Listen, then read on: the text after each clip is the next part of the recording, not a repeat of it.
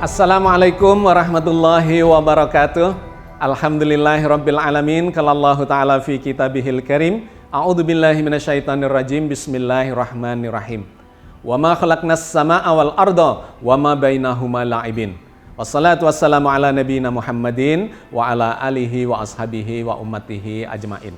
Sahabat sekalian, kita berjumpa lagi dalam program Islam Futuristik episode yang ke-99. Hari ini kita akan melanjutkan kajian kita terkait dengan kehidupan di alam akhirat. Kita sudah melakukan kajiannya dalam beberapa episode yang terakhir, di mana kita sudah menyimpulkan bahwa manusia di alam akhirat nanti tidak akan mengalami kematian lagi. Baik yang berada di surga maupun yang berada di neraka tidak mengalami kematian lagi. Karena di ayat yang berbeda yang sudah kita bahas, manusia hanya mengalami kematian 2 kali dan kehidupan 2 kali. Kematian yang pertama adalah sebelum kita diciptakan. Disebut sebagai keadaan yang mati. Kemudian dihidupkan di dunia, dimatikan yang kedua masuk alam barzah, dan dihidupkan yang kedua adalah di alam akhirat. Jadi dimatikan 2 kali, dihidupkan 2 kali, dan ketika berada di alam akhirat tidak akan mengalami kematian lagi. Tetapi yang menarik, di episode yang lalu kita membaca sebuah ayat yang mengatakan bahwa meskipun di alam akhirat tidak mengalami kematian, ternyata ada ajalnya.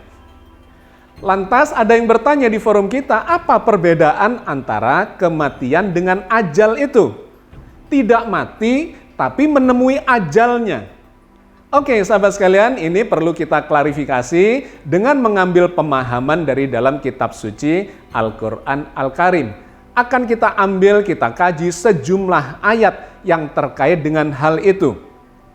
Apakah manusia yang tidak mati di alam akhirat itu akan ada selamanya? Ataukah tidak mati tetapi akan lenyap, akan musnah, akan berakhir eksistensinya? Tentu saja kita harus merujuk kepada berita-berita yang otoritatif, yang tidak ada salahnya, yang dijamin kebenarannya oleh Allah sendiri di dalam kitab suci Al-Quran Al-Karim. Sebelum kita melangkah lebih jauh, mari kita simpulkan terlebih dahulu apa yang sudah kita kaji sebelumnya. Bahwa jagat raya dengan segala isinya ini, langit dan bumi dengan segala peristiwanya ini, memang sudah dikatakan oleh Al-Quran bakal lenyap. Semuanya berasal dari Allah dan kemudian satu ketika akan kembali kepada Allah. Allah berfirman di dalam surat Al-Hadid ayat 5. Lahu mulkus samawati wal ardi wa ilallahi turja'ul umur. Kepunyaannya lah kerajaan langit dan bumi, dan kepada Allah lah dikembalikan segala urusan. Ayat ini sangat lugas mengatakan bahwa seluruh jagat raya, alam semesta, langit dan bumi, dan segala urusan yang ada di dalamnya itu adalah milik Allah semata. Dan semuanya wa ilallahi turja'ul umur. Segala urusan terkait dengan jagat raya dan seluruh isinya itu bakal kembali berakhir di haribaan Allah. Ini poin yang pertama. Al-Quran dengan sangat jelas mengatakan bahwa seluruh jagat raya dan segala isinya bakal kembali kepada Allah. Ini mirip dengan ucapan yang seringkali kita ucapkan itu. Inna lillahi wa inna ilaihi roji'un. Sesungguhnya semua ini, yang ada ini adalah milik Allah belaka dan semuanya bakal kembali kepadanya. Oke, itu poin yang pertama. Yang kedua, kemudian Allah mengatakan dengan redaksi yang berbeda, tetapi kesimpulannya kurang lebih sama, bahwa segala sesuatu ini yang ada ini bakal binasa. Kecuali eksistensi Allah saja. Allah berfirman di dalam surat Qasas ayat 88.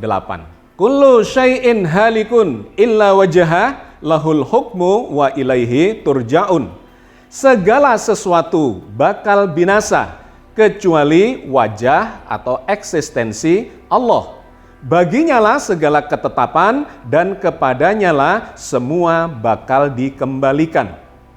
Kalau di ayat tadi Allah mengatakan terkait dengan langit dan bumi dan segala urusan yang ada di dalamnya bakal kembali kepada Allah, maka di ayat ini redaksinya sedikit berbeda tetapi menyeluruh. Kullu syai'in halikun illa wajhah. Segala sesuatu. Jadi kalau Allah sudah menggunakan kalimat atau istilah kullu syai', segala sesuatu, maka itu adalah semua yang ada selain Allah, maka semua itu bakal binasa illa wajhah. Kecuali wajahnya, kecuali eksistensinya belaka. Jadi poin yang kedua, dengan redaksi yang berbeda, Allah mengatakan bahwa segala sesuatu selain dirinya, artinya makhluk, itu semuanya bakal binasa, wa ilaihi turja'un, dan bakal kembali kepada Allah semata. Dan di poin yang ketiga, di surat Al-Hadid ayat 3, kemudian Allah mengatakan, memberikan penegasan lagi, huwal awwalu wal akhir. Dialah yang awal, dialah yang akhir. Tidak ada yang lebih awal darinya. Semua yang ada ini berawal dari Allah, dan semua yang ada ini akan berakhir pada Allah juga. Jadi sahabat sekalian, kita sudah mendapatkan kesimpulan yang holistik ini, benang merahnya. Bahwa memang yang awal hanya Allah, yang akhir hanya Allah, dan seluruhnya selain Allah bakal binasa, wa ilaihi turja'un. Semuanya kembali kepada Allah.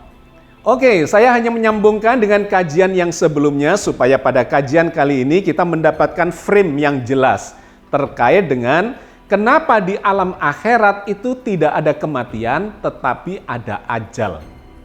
Maka kita harus kembali mendefinisikan kata kematian dan kata ajal itu dari dalam Al-Quran. Kematian kita sudah sering membahasnya, bahwa kematian itu adalah lawan dari kehidupan. Sesuatu yang hidup ketika diakhiri kehidupannya, maka dia menjadi mati. Dalam istilah bahasa Arabnya menggunakan kata maut, sakaratul maut misalnya ya, mabuk mendekati saat-saat kematiannya. Tetapi di dalam Al-Quran ada puluhan istilah menggunakan kata ajal. Seringkali kata ajal ini dimaknai sama dengan kematian. Padahal kata ajal itu lebih bermakna umum, sifatnya lebih umum dibandingkan dengan kematian. Arti umum dari kata ajal adalah batas waktu.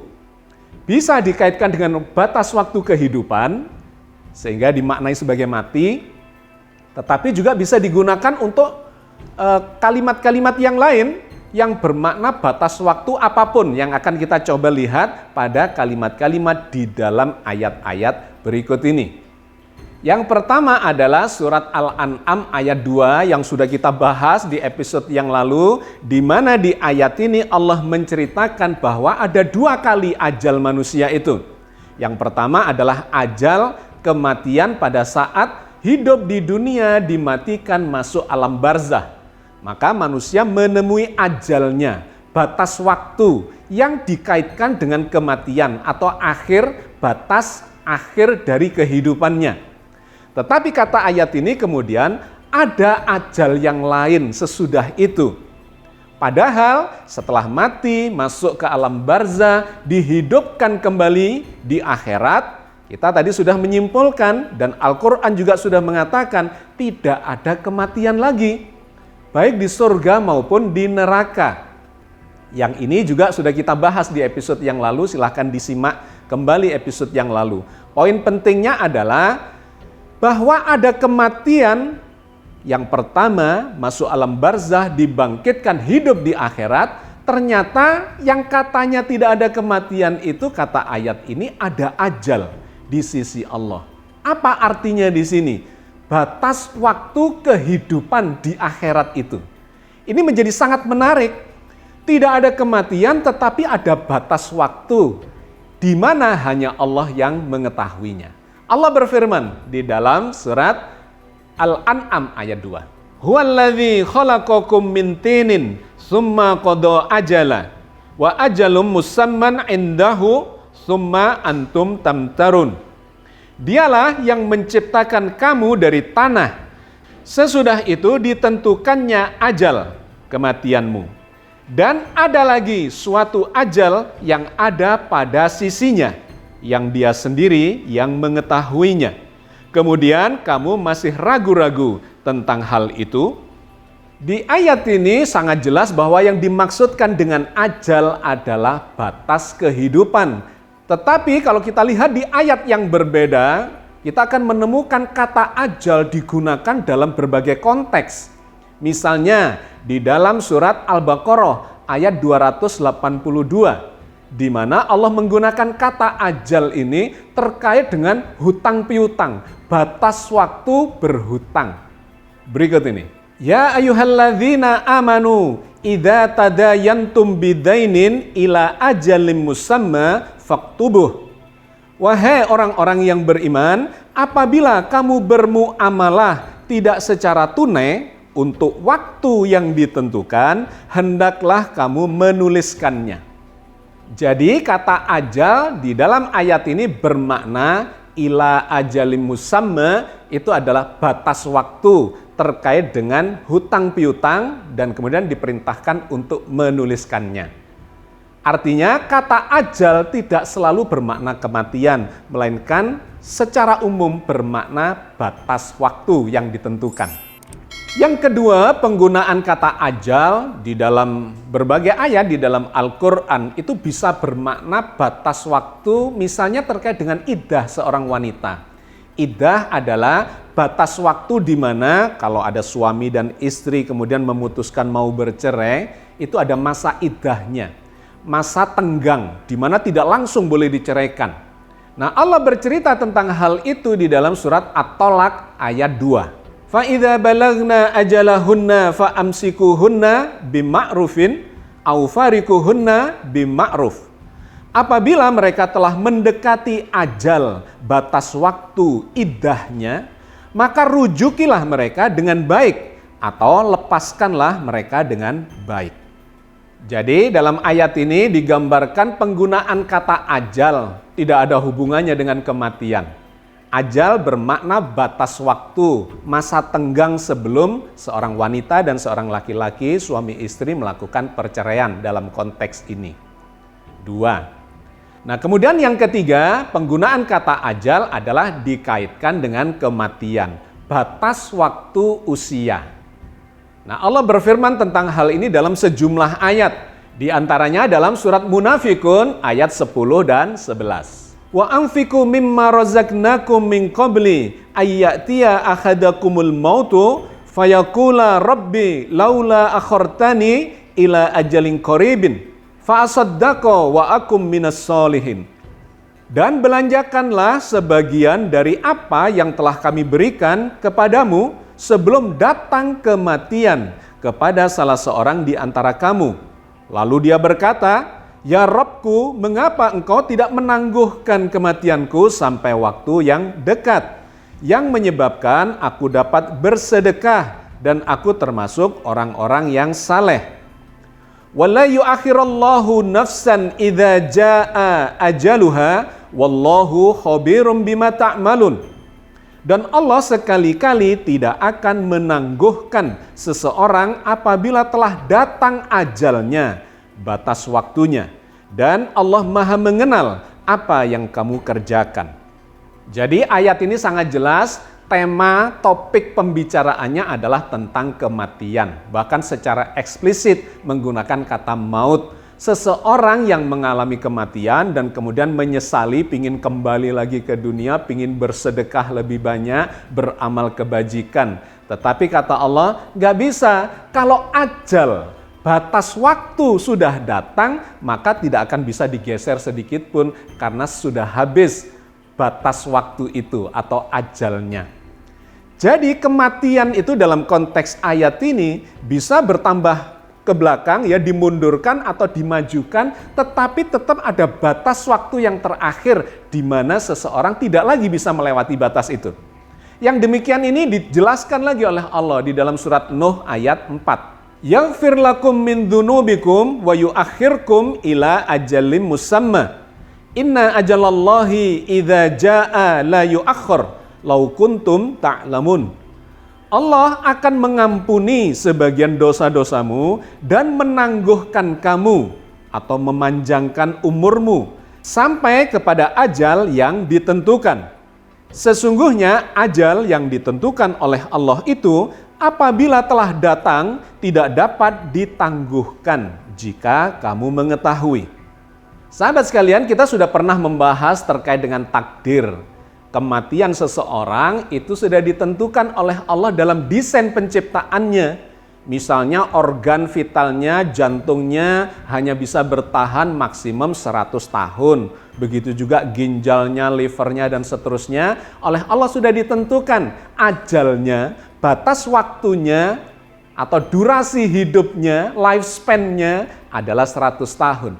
Tetapi apakah waktu kematian itu persis sama dengan 100 tahun? Bisa saja enggak. Ketika seseorang itu kemudian tidak mampu memanajemeni hidupnya dengan baik, pola makannya buruk, pola aktivitasnya, pola pikirnya semuanya jelek, sehingga dia bisa mengalami kematian lebih cepat dari 100 tahun itu. Mungkin 90 tahun sudah mati, atau 80 tahun, atau 50 tahun, atau bahkan bunuh diri di usia katakanlah 20-30 tahun. Sahabat sekalian, ajal batas waktu kematian sudah ditetapkan oleh Allah. Tetapi seseorang itu bisa saja, kata banyak ayat di dalam Al-Quran, umurnya dipanjangkan atau dipendekkan. Itu adalah yang diberikan oleh Allah seiring dengan proses kehidupan kita. Tetapi ketika sudah sampai ajalnya, batas waktu desain penciptaannya, maka tidak akan bisa menghindari. Nah, yang kemudian lebih menarik lagi terkait dengan kajian kita ini di dalam surat Al-Ahqaf ayat 3. Allah berfirman tentang ajalnya jagat raya, ajalnya alam semesta. Berikut ini. Ma khalaqnas samawati wal arda wa ma bainahuma illa bil haqqi wa ajalin musamma. Walladzina kafaru amma unziru mu'ridun. Kami tidak menciptakan langit dan bumi dan apa yang ada di antara keduanya, melainkan dengan tujuan yang benar dan dengan ajal atau batas waktu yang sudah ditentukan.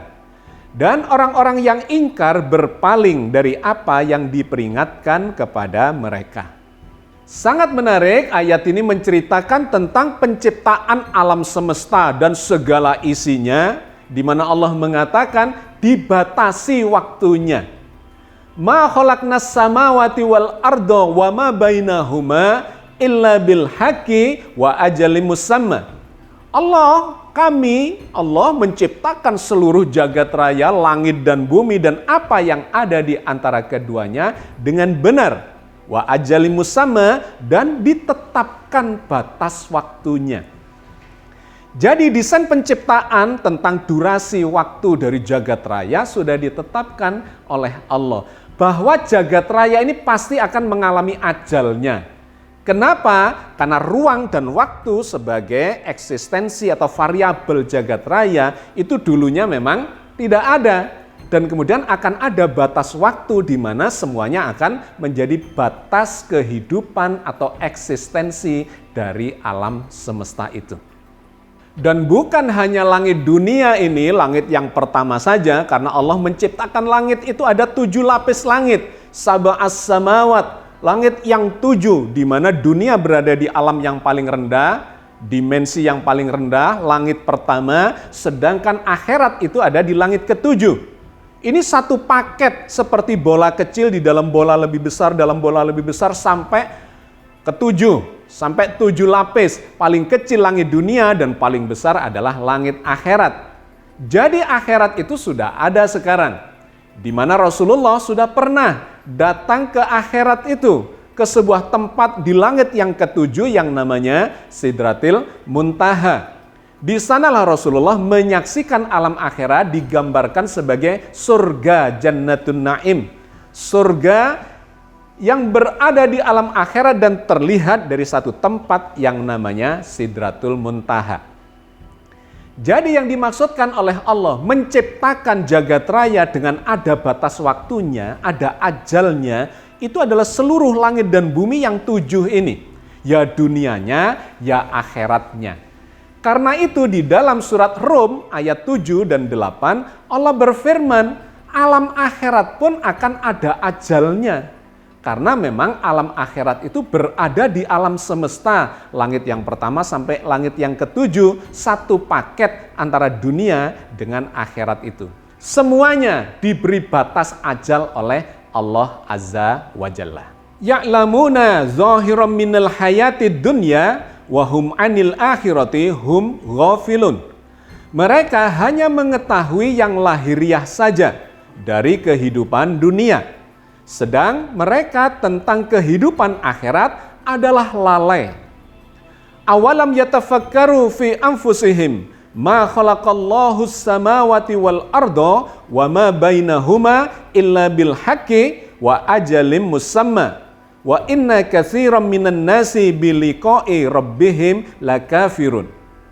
Dan mengapa mereka tidak memikirkan tentang kejadian diri mereka? Allah tidak menjadikan langit dan bumi dan apa yang ada di antara keduanya, melainkan dengan tujuan yang benar dan ajal yang sudah ditentukan. Dan sesungguhnya kebanyakan di antara manusia benar-benar ingkar akan pertemuan dengan Tuhannya. Oke sahabat sekalian, sudah sangat jelas Allah mengajarkan, memberikan pemahaman kepada kita semua ini. Bahwa selain Allah itu bakal binasa. Karena ketika Allah menciptakan seluruh jagat raya beserta segala isinya, maka Allah sudah menetapkan ajalnya. Ajal adalah batas waktu. Bukan hanya untuk makhluk hidup, bukan hanya untuk manusia, tetapi alam semesta, langit dan bumi yang 7 beserta segala isinya itu ada batas waktunya.